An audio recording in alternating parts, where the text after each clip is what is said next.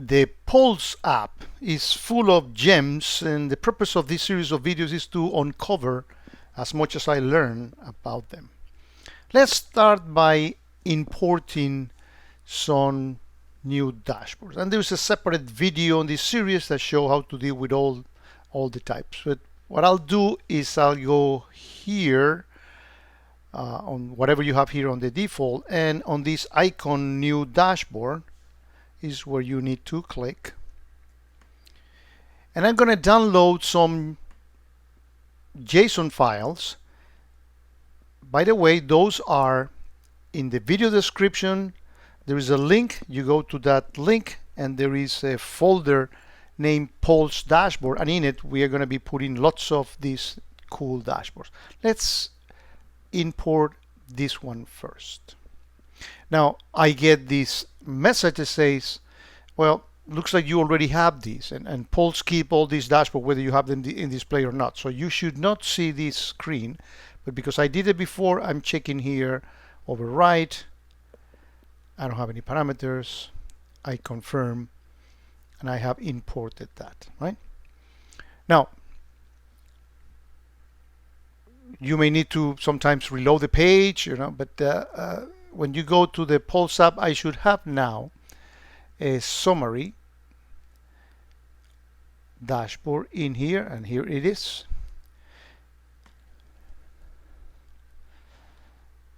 And what is unique about this is not only is pretty good looking. Look, notice that this source and destination of my offenses here in my system, but it's not only pretty, but this is what I want to call your attention upon. Now you can insert parameters for the search. So you see that the default in here is search for the last 2 hours, and all these widgets that share on the content on the same dashboard have the same capability. If we go to this one, we see that the AQL search has this unique thing, which is source IP by the last and then timestamp within curly braces. And that's precisely what you need to put in any one of the AQL searches to actually get that option of inputting that parameter. If we go to this one, we'll see that this one also has it as well. Okay. Now, when you no longer need a dashboard, all you need to do is go here under the dashboard you want to delete, click on the pencil and delete it. Let's actually do so, and let's import another one. Again, we go here, new dashboard, import existing, and I'm going to import the next one, which is built on computing your EPS. And as before, I need to override this because I had it previously, but you should not have that problem. And notice that I have a new dashboard in here that is for calculating the number of EPSs.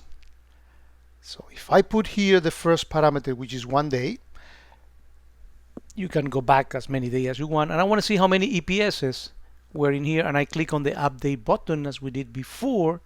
This thing is going to compute my peak EPSs and the average. Pretty interesting.